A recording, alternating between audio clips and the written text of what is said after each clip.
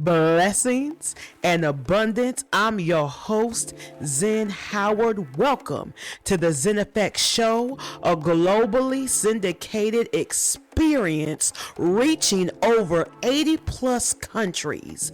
A space where we slow down just enough to make sense of life and navigate the highs, the hits, and everything in between, because living in your effect means choosing life in alignment. Truth is, when you shift your soul, you begin to shape your world. You can listen live on WJWR Internet Radio Chicago and WBNC Breaking Chains Radio in Philadelphia. And stay connected with me on Instagram, TikTok, and Facebook. Just follow the Zen Effect Show for daily inspiration and behind the scenes moments.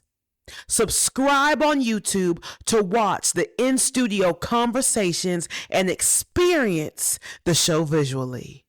Now, let's flow into today's conversation.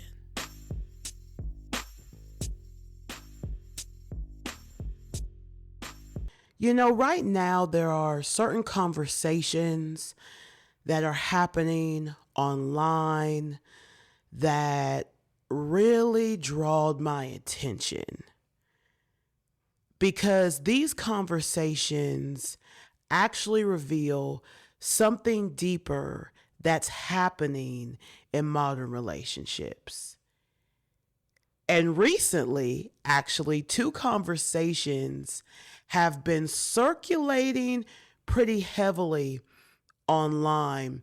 One is a statement that said, stop expecting your husband to talk to you like one of your girlfriends, one of your homegirls. And another conversation was surrounding a man who actually refused to propose to his girlfriend because she had nearly 6 figures of debt, you all. The conversation expanded further, and this actually took place after a caller on Dave Ramsey's show explained that she was working to pay off around $90,000 in debt before marriage because her partner wanted financial trusts established first. Now, people online had strong opinions, very strong opinions. Some sided with the man, some sided with the woman. Some called it wisdom, others called it conditional love. But what really stood out to me wasn't just the opinions. It was what these conversations reveal about where relationships are today. Now, not all relationships, you all, but just where relationships in general are right now. Because beneath the headlines, people are asking much deeper questions. They're asking, what does partnership actually mean today? What responsibilities should people carry into marriage?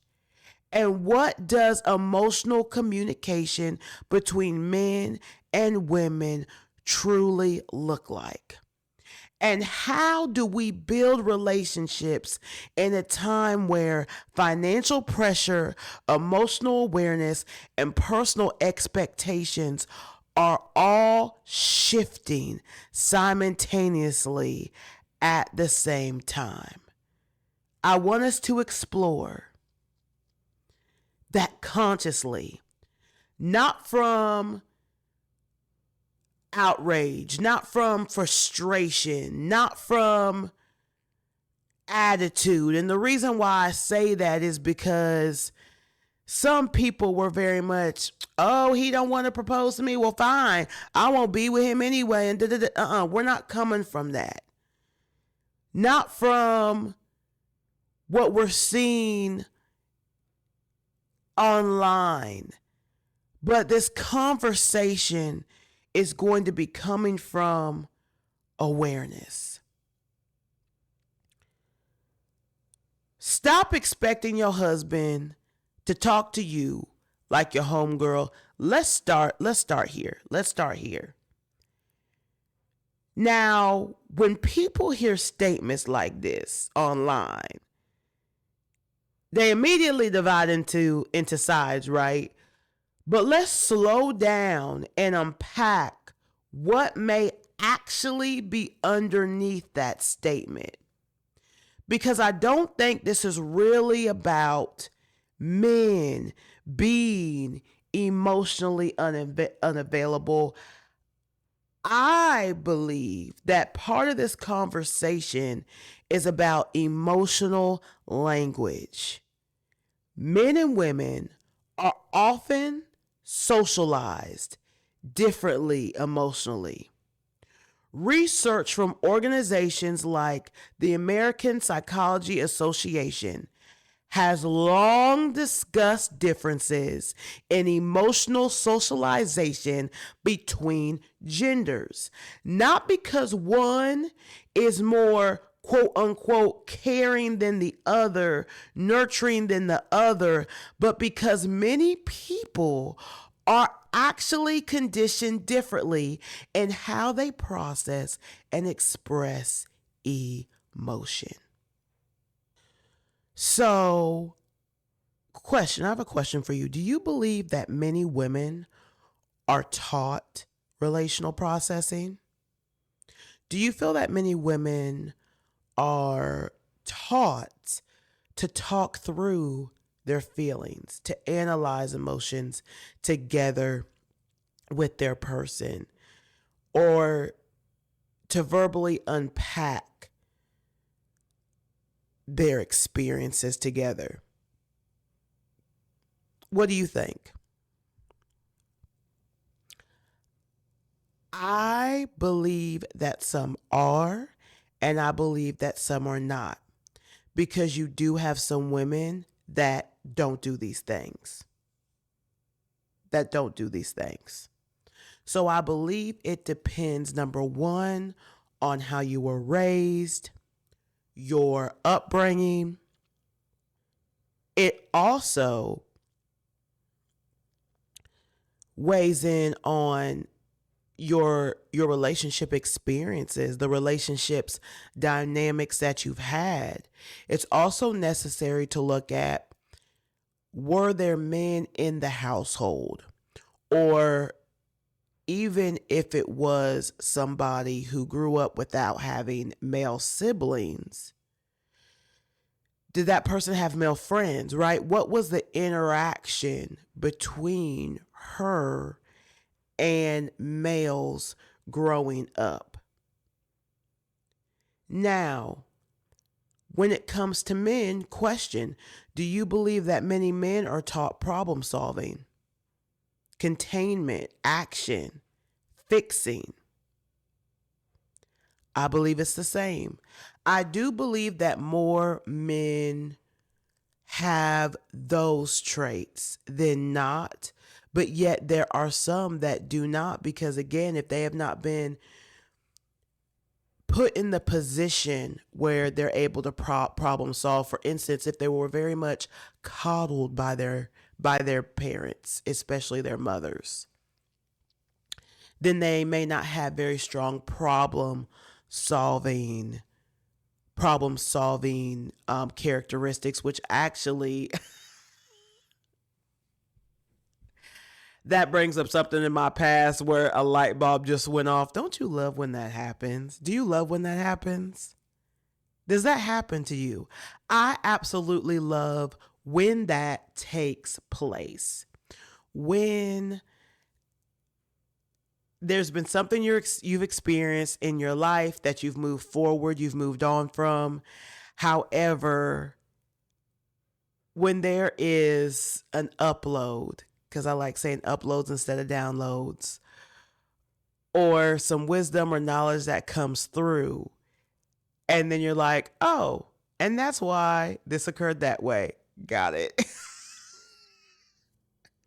So sometimes in relationships, one person may want emotional processing while the other partner is responding through logic or solutions. And this is the thing. There's room for both, there's space for both. Both are necessary. You hold space for both. That's why communication is so important. Because when it comes to conversations and relationships, it's not going to get solved if it's just based on the emotional processing or if it's just based on the logic or the solution, right?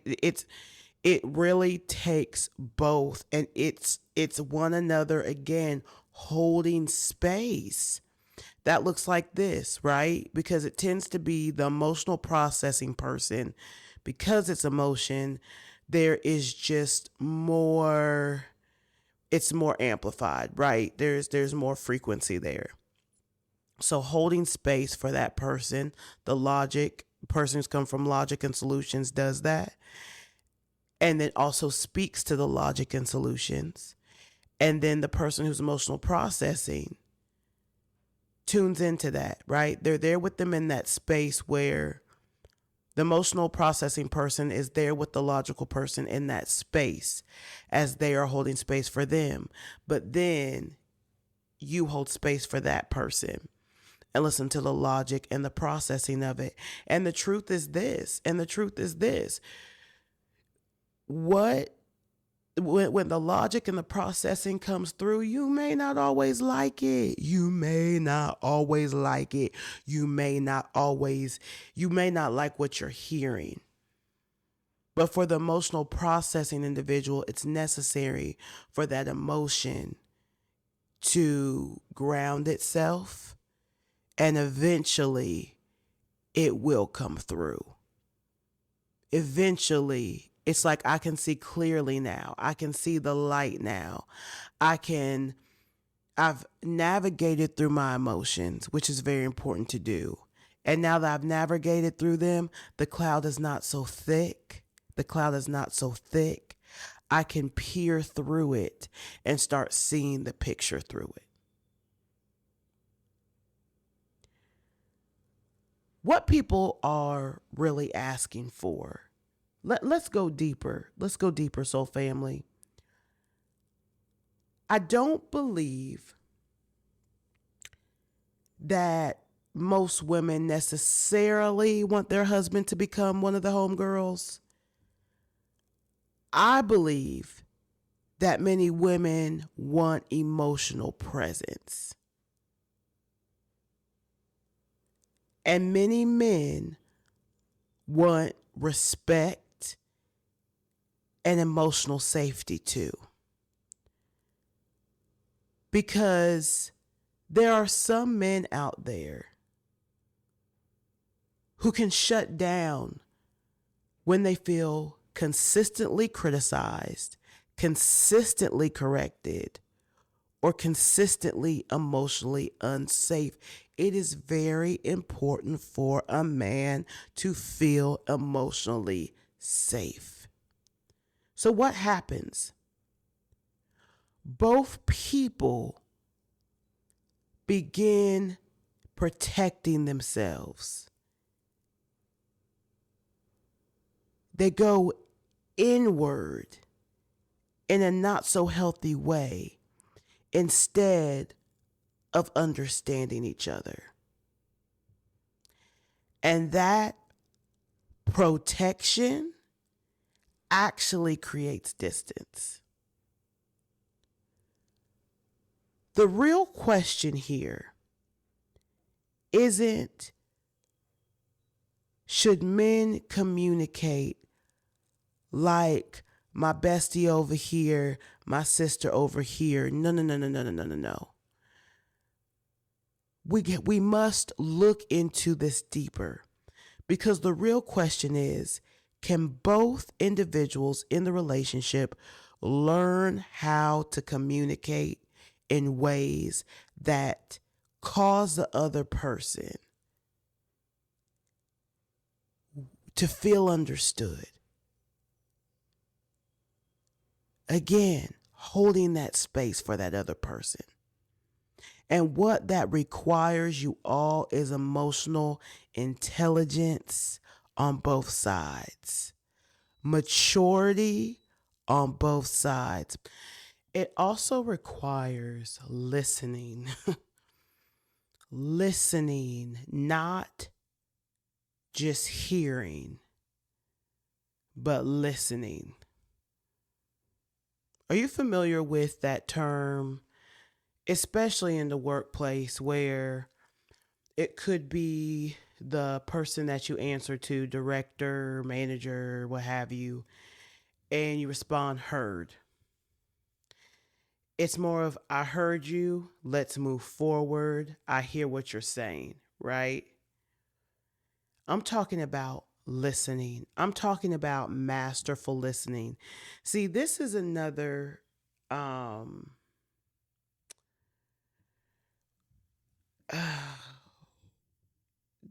that episode that I did about matching capacity is so great. It really is so great, and I'm so grateful that that message came through in the way that it did, because it's excuse me, an episode that excuse me, you all, that I continue to come back to, refer back to. And I'm pulling up again which episode that is. So it's episode 185, capacity matching, the love you want versus the capacity you hold. And then episode 186, when capacity changes, why some relationships feel different now. So, and you can find these on Spotify, Apple Podcast. I believe both of them are on YouTube as well. And if you're looking on Apple Podcast, and Spotify may give the date. Don't quote me on that. But on Apple Podcast, you'll see that's March 3rd and March 10th of 2026. So I say all that to say this. When you match capacity, and when you are truly compatible, and I mean truly in the beautiful nucleus, ooey gooey gel, the deliciousness of compatibility, and you are each other's person, hear what I'm saying here. You are tuned in at a molecular level into that person. You're not able to be in love and not be tuned in at a molecular level. You're just not able to be. You're really, truly not able to be. You've got to be turned in at that molecular level. Now I want to talk about before I go there, I just want to state this. Healthy relationships are not built on identical communication styles. They're actually built on willingness to understand each other's language. That's where the love comes in, because you love that person so much that you want to truly understand their language, understand their point of view, even if it doesn't make any sense to you. You want to be able to understand And when you understand, you're holding space. And when you're holding space, that individual feels seen, heard, and understood. Now I'm going to go into the conversation about debt, because this topic, some people felt some type of way. This man, um let's say this man, because where I saw this, they spoke about a caller calling into the Dave Ramsey show, and apparently what took place is this particular woman's person, her man, was making around six figures, and reportedly refused to propose to his partner because she had approximately $90K in debt. Now this was a post, so I'm just speaking based on the post, okay? I'm just giving that context based on this post. And many people immediately interpreted that as he doesn't truly love her. It blows my mind though how, I'm just gonna look. It blows my mind how people automatically went there. How people went there. He doesn't love her. Really? My question is this: how do y'all feel about this? I'm so excited when I really want to be able to do um a show with y'all where I take in callers, because I would just love to hear from you. We working on it. We working on the possibilities of it. But for right here, right now, have this conversation with me virtually. How do you feel about that? Like, my question to y'all is this: I feel that for someone to literally, that's such an extreme to jump into. Well, you don't love her, really? Because love is rooted and love is anchored and love is based in truth.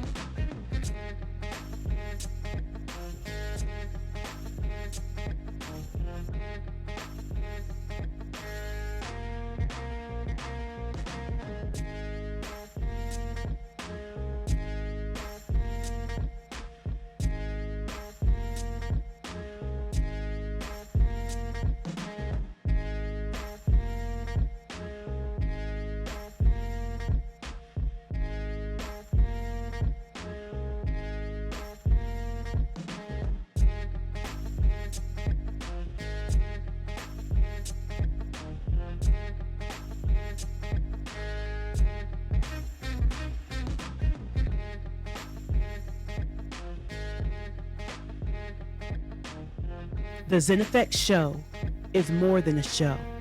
It's a global conversation about how we live, grow, expand, and connect.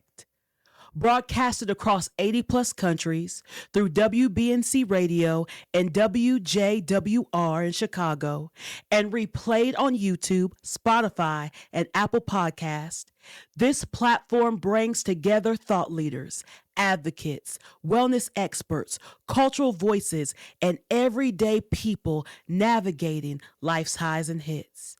This is where real conversations happen and where conscious brands meet conscious audiences. My audience, they don't just consume content. No, they engage with it. They listen for transformation. They share what resonates, and they support brands that align with their values.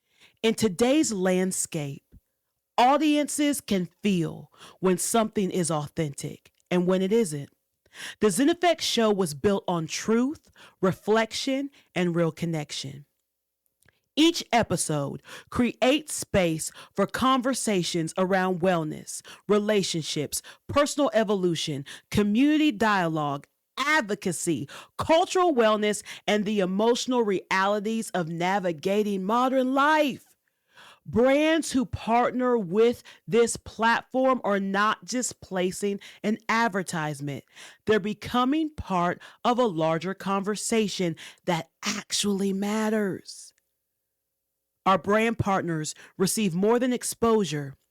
They receive international integration into a trusted space, partnership opportunities that include featured sponsored segments within episodes, brand storytelling moments that align naturally with conversations, cross-platform promotion on radio, podcast platforms, and social media, audience engagement through authentic dialogue, collaborative campaigns that amplify both the brand and the message.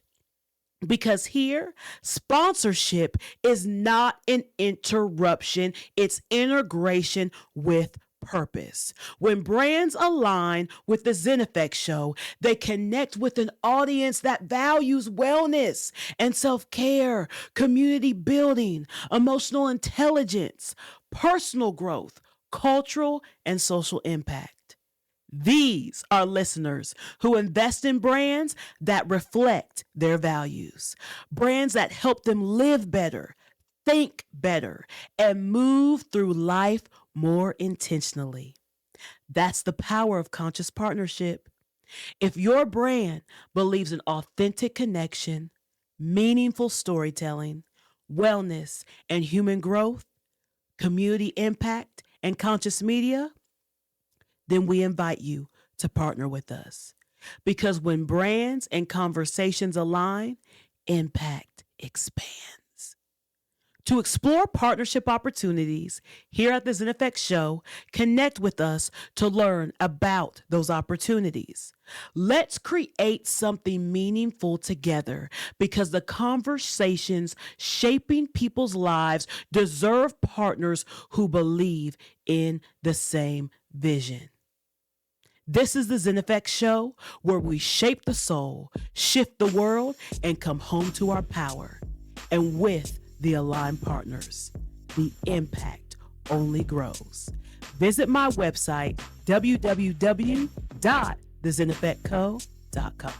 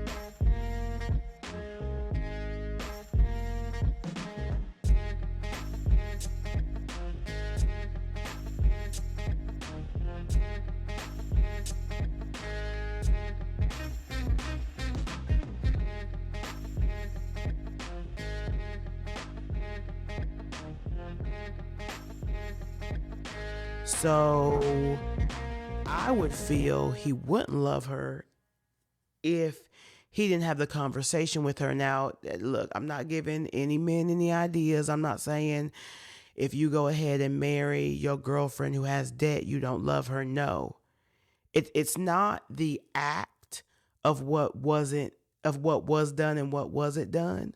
What it truly is having that conversation, right? The reasoning as to why he did that, it makes sense. Now, it may be extreme for some and not as extreme for others, but I understand the why. I understand the why. And he didn't say he would never marry her or what have you, but I believe it was necessary for her to get some motivation behind her. To get some motivation behind her. And I would have loved to known, because again, I saw this, I didn't dive into it even deeper, but I would have loved to known after he stated that was a conversation. I will support you in figuring this out. Not I will support you in paying your debt. Because I'm sure some of y'all right now are like, oh, well then you're gonna help me pay it? He's not obligated to help her pay it. He's really not obligated to do that. Because that's her debt. She accumulated that debt way before she met him. But maybe financial literacy, maybe she's not the best with money, you know? And that really plays a huge role in relationships. And there's a difference between someone who has a lot of debt and they're taking care of it the best way that they absolutely can. And then there's also a difference between somebody who just has it and let it sits there and lets it collect. Is the credit score moving? Is the credit score moving, or is the credit score staying stagnant? But when I hear that so many people jump to the conclusion of he doesn't truly love her, what comes up for me is, do these individuals have a difficult time hearing the word no or with rejection? That's what comes up for me, because this is very much an emotional response. This is very much an emotional response. And I just want to apologize if y'all hear some noise. Pause for a second. I'm pausing for a second because if y'all hear some noise in the background because of where I am, you may be. But hey, the show must continue. I mean, you may be hearing that noise, and my apologies, but the show must continue. Focus in on the message, not the sounds. But as I was saying, that's what comes up for me around this rejection. This is very emotional. And it also depends on how it was said, because the truth is we weren't there. We weren't there. We don't know how it was said, the context that it was taken in, and what happened afterwards. But again, see how I just slowed it down? And I want to slow it down even more, because marriage is truly, it's very emotional how you feel about somebody. But it is also financial.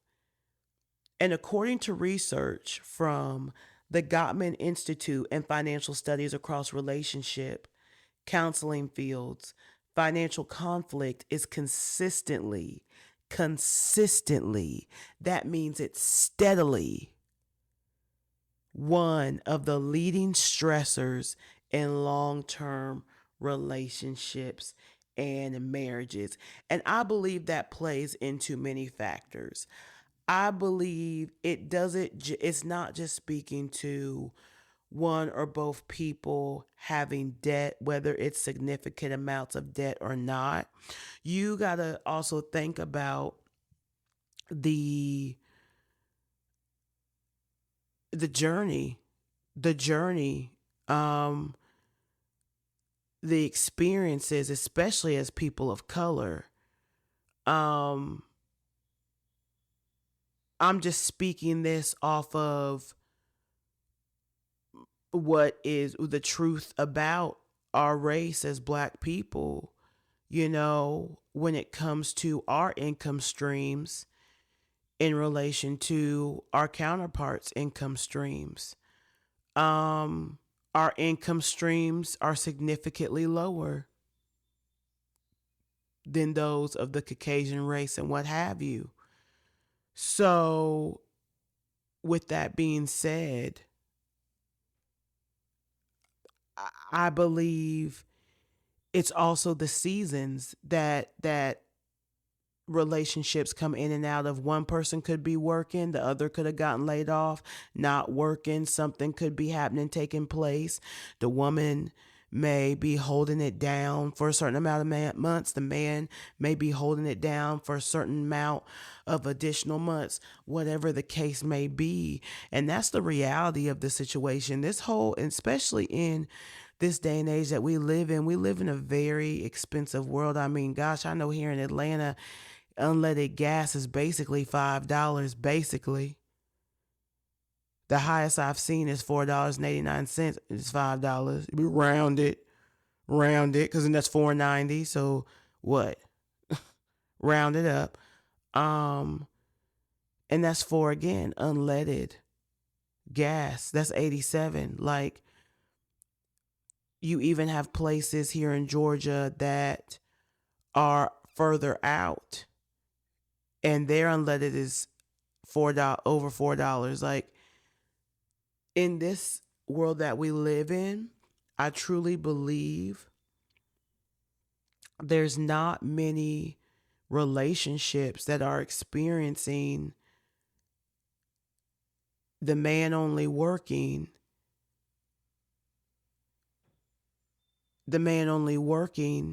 and stability right now. Because even for people who don't have debt, which a lot of people do, a lot of people have debt, and a lot of people, I feel like that number, there were more people that accumulated debt once COVID happened and after COVID. So it depends on the seasons. So I totally see this. I understand from the Gottman Institute that financial conflict is consistently one of the leading stressors. And what also, it's one thing again, look,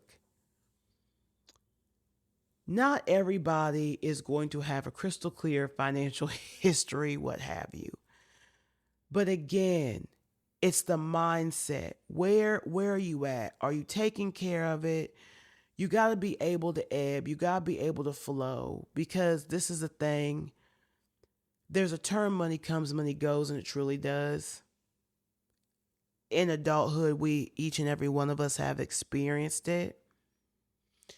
But it's also, if it's someone who has, if they're in debt and they still have like massive spending habits, right? It's these things, and it's these things that are very important to pay attention to pay attention to, and having those conversations with one another, and executing. I'm not saying you gotta break up over it, unless it's just, I mean, it's just gonna take you in the hole. Y'all ain't gonna be able to have a roof over your head, what have you. And money isn't everything. It's not everything. However, money does affect. It has an effect. It can affect stress levels, because we're living in a world where, unfortunately, you must have money. That's our currency. To live, to eat, to what have you. lifestyle, decision making, security, future planning. And right now, in this current era that we are in, financial pressure is truly impacting relationships heavily. The housing costs, the inflation, the debt, the economic uncertainty. The time I remember we had went to a bar, and at the bar, the bartender, local bar there, watching sports, and the bartender was talking about how she really, I could sense that she missed her husband. They lived together, but they're both working so much. Their schedules are so opposite of one another that she misses that quality time. And you all, that's why it's so important you can still create that. You can still create that. Now she's a bartender, she doesn't get PTO. But maybe she stacks up money for however long it takes her to do so. And then she takes some time off. And he takes some time off so they can spend that time. Because something that I've learned in my life is it's not the job's responsibility. And I'm not speaking this directly to her. I'm just saying in general, it's not the job's responsibility to preserve your well-being. Now, they definitely are supposed to be in consideration of it, and they're definitely supposed to create spaces to support you in that. They are not to drive you into burnout or drive you into the ground, which many companies, not all, but many are doing. But it's up to you. It's up to you to turn it off. To turn it off. Completely off. When necessary. However often is necessary for you to do so. Of course, within the guidelines of your job, whether it's PTO, sick days, whatever the case may be. And people are thinking more seriously about what partnership financially looks like. But here's the part that is missing in the digital landscape. Let me not say missing, but is often skipped. Debt itself does not define someone's worth. Let me be clear and say that one more time. Debt does not define someone's worth. Debt does not determine whether someone deserves love. However, financial habits, the accountability, the transparency, the communication, the willingness, as I stated earlier, to grow financially together, those things matter. Do we remember the Jeffersons? Moving on up to the east side, where they started and where they moved up to. Love will keep us together. That's what matters. Those things matter. And I believe that's where this conversation actually lives. It lives in trust. And that's where I want to dive into this on his level. Do you trust her? That's what I would love to know. Was there a conversation had? Was there a conversation had? Or did he just jump into that? Well, I'm not going to marry you until you fix this. Okay, well, there's more context. That's very vague. There's more context necessary there. Is she fixing it? Does she know how to fix it? Because you are also agreeing to marry her. You made the decision that you want to marry her.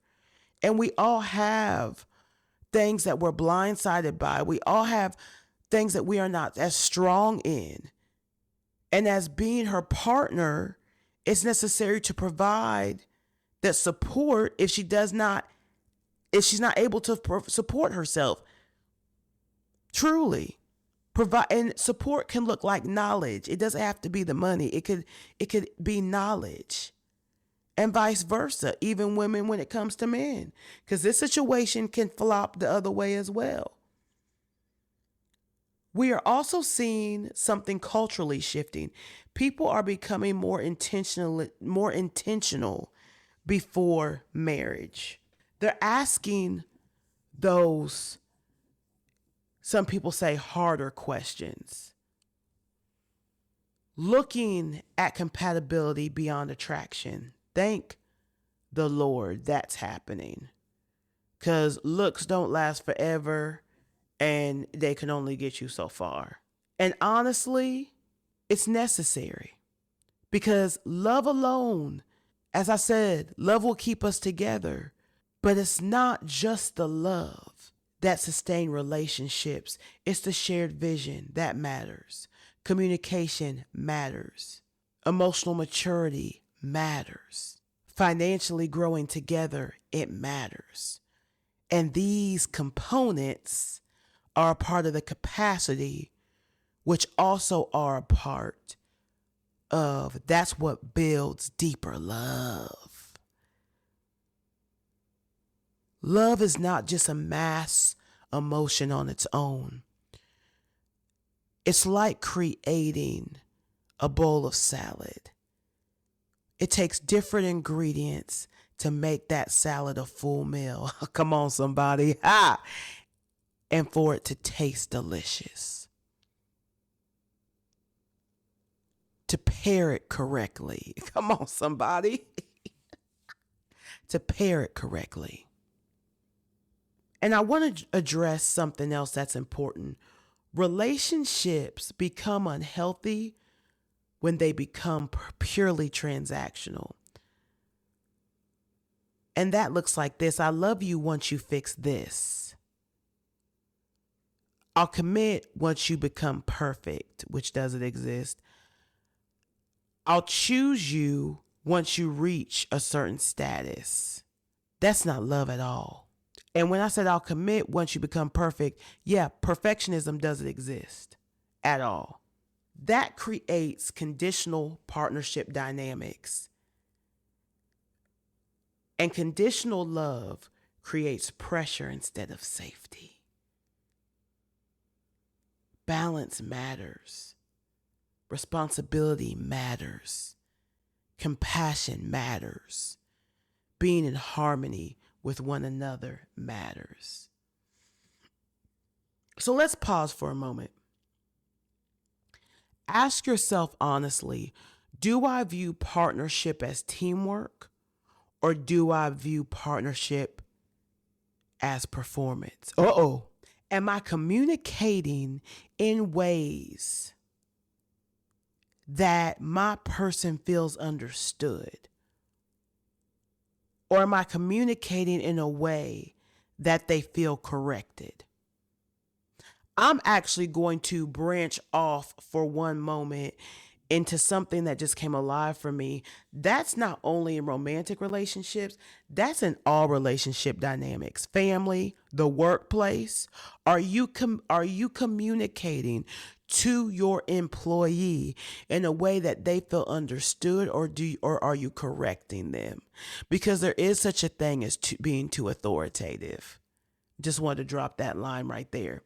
What beliefs about money and relationships did you inherit growing up? And are you building relationships based on those experiences? Or are you building relationships based on actual alignment? Because no matter if there's debt, whatever the case may be, are you aligned and do you meet capacity? Are you compatible? Are there components that is truly deepening that love, that salad? Here's what I believe is really happening underneath all of these conversations. People are wanting to redefine relationships in real time. The old models no longer fully fit. Gender roles are actually evolving, Economic realities are actually shifting and emotional awareness is increasing. So individuals are negotiating new expectations, you all. And because we in this era are currently in this transition, what happens during transitions? There are thresholds. Not because relationships are doomed. No, we don't believe in that here at the Zen Effect Show. It's because people are desiring to figure out what healthy partnership looks like now for them. See, there's been a lot of disruption in the world, and I say this often. People are assessing not only themselves, but their relationships, their careers. They're assessing everything. They're taking an audit for themselves. So what do we do with all this information? What do we do with all this? First, learn your partner's emotional language. Very important. Second, have financial conversations early, not shamefully, not aggressively, honestly. And third, stop building relationships based only on infatuation, based only on the superficial things. Pay attention to communication, values, the conflict resolution, capacity, financial mindset. And fourth, create relationships where both people feel safe enough to grow, seen, heard, and understood. Because relationships are not supposed to feel like emotional probation. That will end up in breakup, separation, and divorce. They are to feel like partnership because that's what it is. You're in this together. The internet landscape right now loves extremes, but real relationships, they live in the nuance, and nuance requires maturity. Not every man who values financial stability, don't put that word of being shallow on him. And not every woman asking for emotional connection, don't put that label of weakness on her. People simply want to feel safe, emotionally, financially, and relationally. That safety and security. So, before you choose sides in these conversations that you see in the digital landscape, pause and ask yourself, what are people truly longing for underneath it all? Because beneath the arguments, beneath the disagreements, beneath the arguments that come up about communication, gender roles, most people are asking the same thing. Can I trust this relationship enough to build a future here? And trust is built through honesty, communication, accountability, compassion, and capacity, and the willingness to understand each other beyond performance. Because healthy relationships are not built by two perfect people. Listen to what I'm saying. They're built by two aware people. People who know how to reframe. People that come from a conscious mindset and that are willing to grow together more consciously. And that is part of navigating life's highs and its hits and everything in between right here on the Zen Effect Show. Take what resonated with you today, carry it into your week, and let it activate something real within you. Follow me on social media, Instagram, YouTube, Facebook. If you're following me from listening to me on the radio, DM me and let me know the station you're listening from. Okay? Thank you to those who leave comments on YouTube, Spotify, Apple Podcasts, wherever you listen, so I can know who you are, engage with you. I love engaging with my listeners, and thank you to you all who do that. Truly appreciate that. I'm your host, Zen Howard, and this is the Zen Effect Show. And remember to let your effects speak before words do. Always remember to keep your soul hydrated, keep your spirit fortified, and until next week, stay elevated.